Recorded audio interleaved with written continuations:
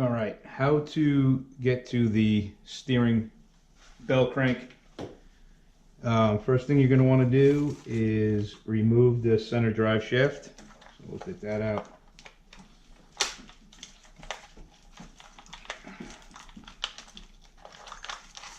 All right, get rid of that. Second thing I like to do, makes it a little easier, is to remove the mud guards. So let me get my tools here. These come off, I believe, with 3 screws.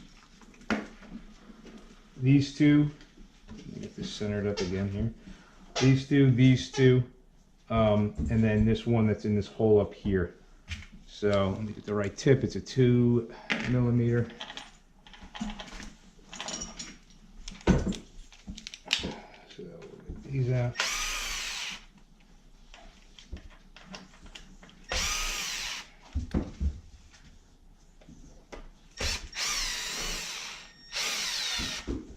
That one will fall out. Let me turn it over.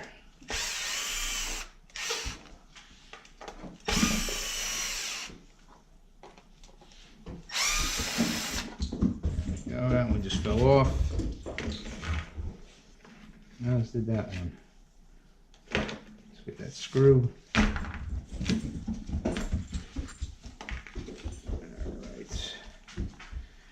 All right, next thing you want to do is you want to disconnect the servo from the servo arm here from the actual bell crank.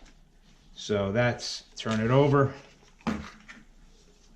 and sometimes you have to sit, like if your wheels are cocked, you wouldn't even be able to get to it, but just make sure your wheels are like right there. Here's the screw, and then you're just going to, it's 2 millimeter as well, and come on, I'll take that off. All right, so now it's free. Next thing we can do is disconnect these two turnbuckles right here from the actual bell crank. Now yours will be plastic, I guess, if you haven't changed it yet, but whatever, it looks exactly the same. So it doesn't really matter what side you do it from, but I'm going to do it from the inside. Again, 2 millimeter.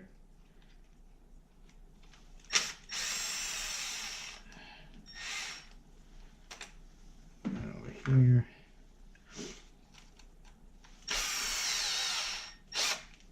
Over there. All right. There. See now here you're going to flip the truck over, and there's 4 screws you got to take out. But I have this aftermarket T-bone bumper, so you can't see the screws. I'm going to have to take this off, but I'm going to show you on my Big Rock which 4 screws. First, well, this one you can see. It's this one right here. Is the first one, so we'll get that one out. These are 2.5 millimeter. Let me get my other tip.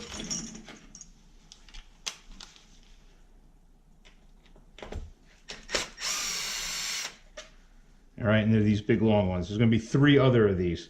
All right, let me show you real quick. Let me move this.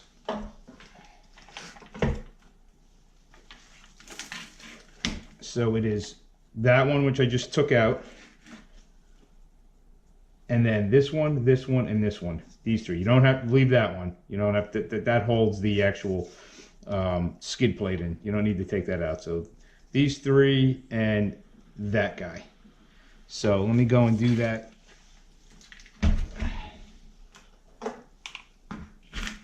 Over here, but like I said, it's hidden underneath this. So I can get to the one. That's the front one.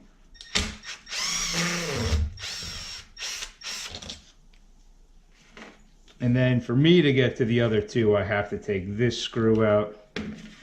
This is kind of one of the reasons why I don't really care for this front bumper. It makes it a pain to get to your diffs, because what we're going to do is we're basically taking the top of the diff cover off by doing this.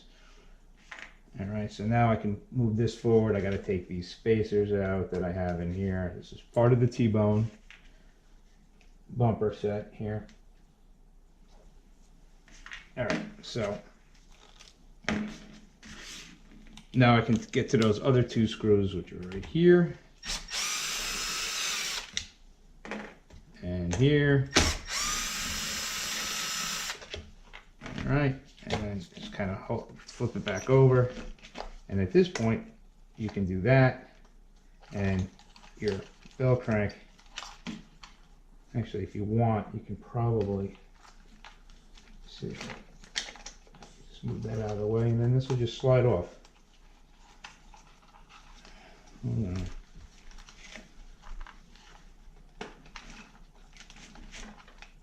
Of course, it's being a bitch. There we go. Come on. That's one side.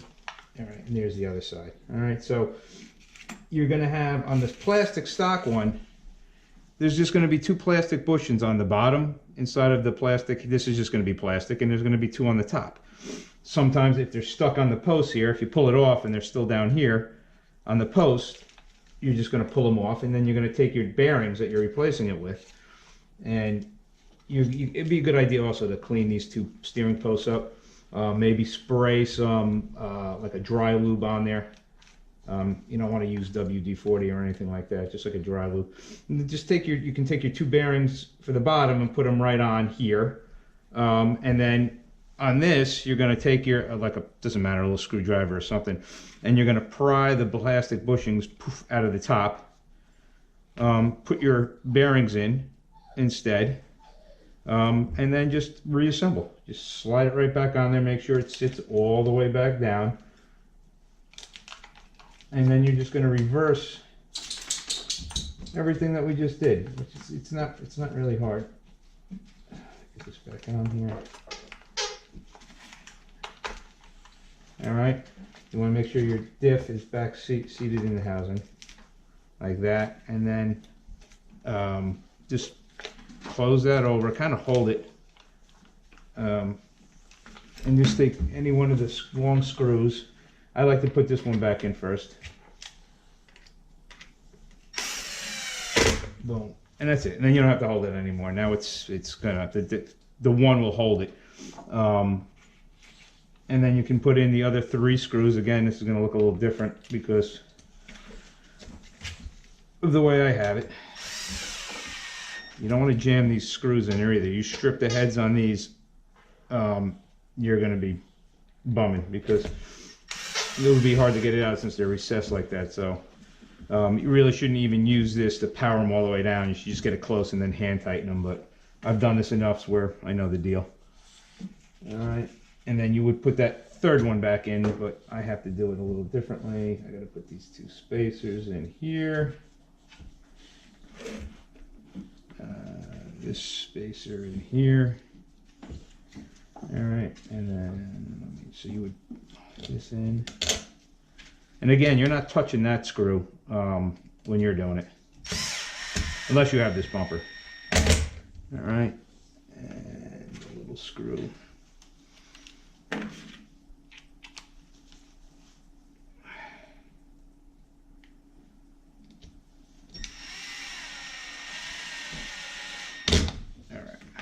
Flip it back over, and then we're just going to reattach all our linkages. So put the turnbuckles back on.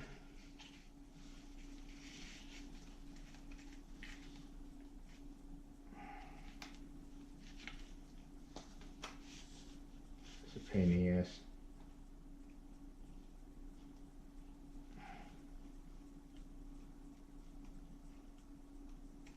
You're gonna get in there. Jeez. There we go. Oop. Yeah.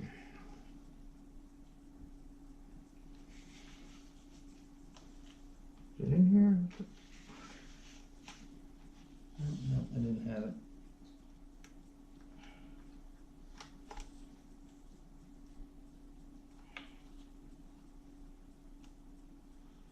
Probably be a little easier if I took the tires off. So I get my hand in here better. You gotta basically hold these pillow balls. Not pillow balls, pivot balls. My bad. Completely flat. There we go.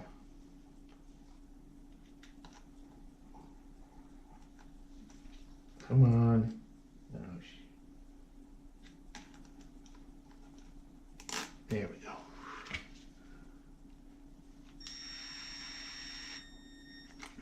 That was on.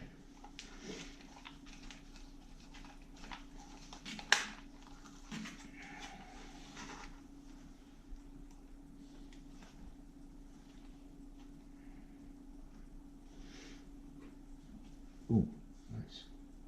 All right.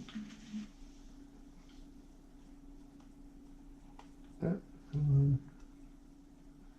That lined up. All right, that one on. All right, and then we gotta reattach the servo arm, steering arm to this. So you just turn this over. And what I like to do is take a hex driver here, and then I just kind of like line them up. You can mess with this. And once I get them lined up, that looks pretty good. And then I will put the screw back in. I think I got it. I do.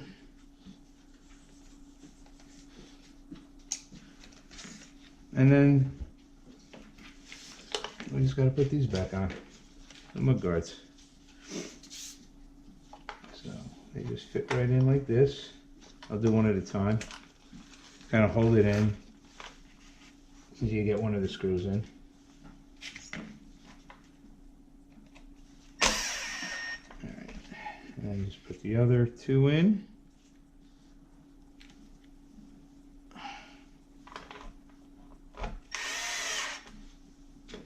Again, you don't want to put these in too tight because it'll just drip out the bottom to the plastic. I think that one's stripped.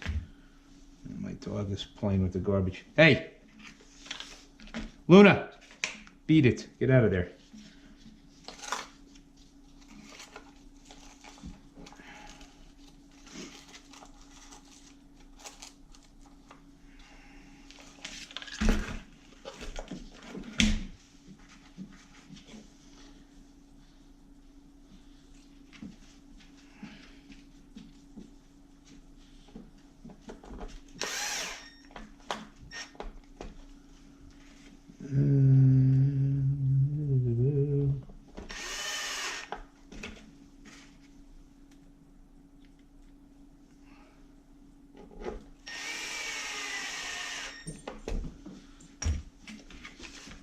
And make sure you don't forget to put this back in because these trucks suck at two-wheel drive. Front first.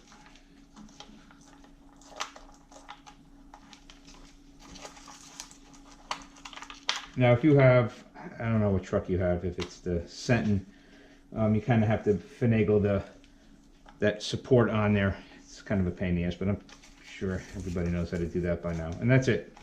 There you go. That's how you pull that out, put it back in, and ta-da. All right, hope that helped.